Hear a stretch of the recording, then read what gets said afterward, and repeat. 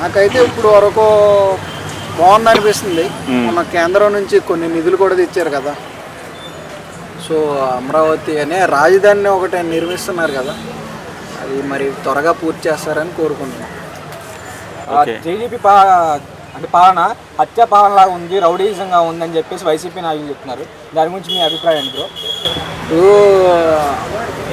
వాళ్ళు అధికారంలో ఉన్నప్పుడు వీళ్ళు విమర్శలు చేశారు, వీళ్ళు అధికారంలో ఉన్నప్పుడు వాళ్ళు విమర్శలు చేయటం అది కామన్, మనకు తెలవంది ఏం లేదు.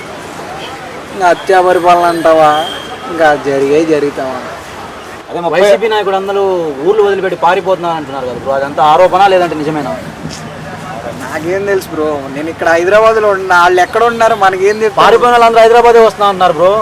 ఇప్పుడు హైదరాబాద్ వస్తే ఉంటారు కదా, తెలుస్తుంది కదా. ఇప్పుడు నువ్వు ఎక్కడికి వెళ్తా నీ పక్కన నీ ఫ్రెండ్కి తెలుస్తుంది, అలాగే ఆ నియోజకవర్గం సంబంధించి వాళ్ళకి తెలుస్తుంది.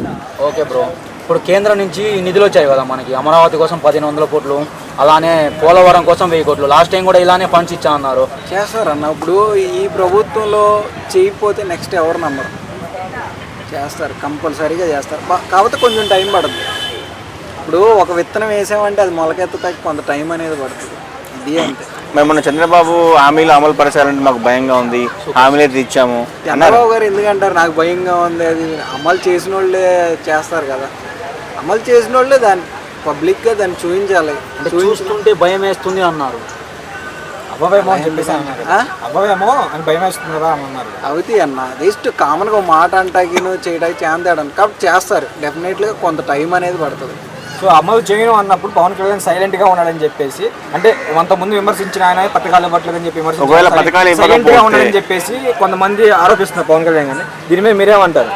ఆ ఆరోపణలన్నీ తప్పుడు ఆరోపణలన్నా కొంచెం టైం అనేది పడుద్ది.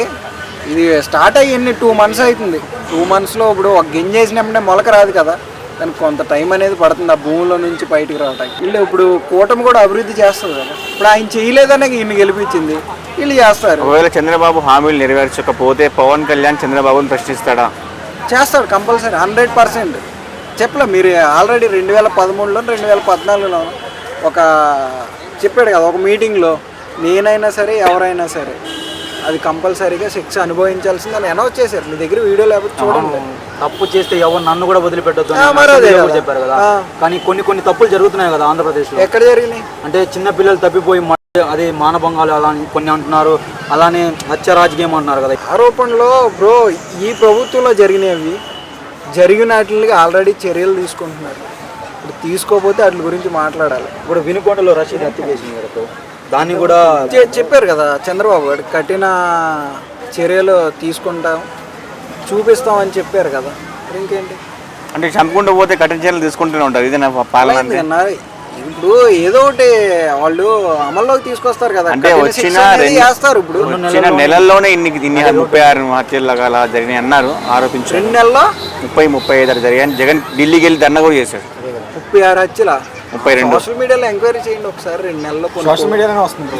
30 హత్యలా? 36 హత్యలు ఢిల్లీలో పోస్టర్స్ వేసి మరి చూపించారు కదా జగన్. ఏమన్నా మరి నాకు అసెంబ్లీ ముందు ధర్నాలు కూడా జగన్ కి అలానే అఖిలేష్ యాదవ్ గారు కూడా మద్దతు ఇచ్చారు. 30 గురించి నాకు తెలియదు, నాకు తెలిసి 4 మొన్న కర్నూలులో కడపలో ఎక్కడో జరిగింది, అంత ముందు రోడ్డు మీద ఏదో జరిగింది, ఇంకోటి వైజాగ్లో ఎక్కడ చిన్నపిల్లలు ఏదో తప్పుపోయి అవన్నీ టీడీపీ హస్తం ఉందని చెప్పేసి అంటున్నారు. మరి దాన్ని టీడీపీ హస్తం ఉంటే వాళ్ళు ఎందుకు చేస్తారు కదా, హస్తం పెట్టుకుని ఎలా చేస్తారు? జగన్ పరిస్థితి ఏంటి?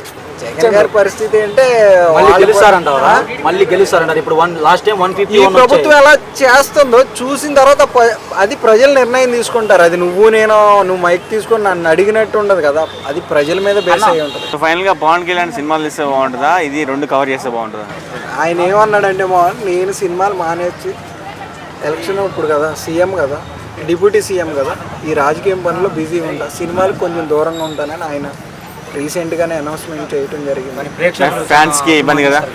ఇబ్బంది అంటే ఇది ప్రజలు, అది అభిమానులు అంటే చెప్తే అర్థం చేసుకునే ఫ్యాన్స్, పవన్ కళ్యాణ్ ఫ్యాన్స్ మనోడు. ఓకేనా? కానీ బాలయ్య బాబు గారు ఎన్నో ఏళ్ళ నుంచి రాజకీయంలో ఉండి అలానే సినిమాలు కూడా బ్యాలెన్స్ చేస్తున్నారు కదా, అలానే పవన్ కళ్యాణ్ కూడా బ్యాలెన్స్ చేయొచ్చు కదా. ఈయన చెప్పాడు కన్నా, నేను సినిమాలు తగ్గించేస్తా ప్రజల కోసం అని చెప్పాడు. చెప్పింది నెరవేర్చుకుంటాడు.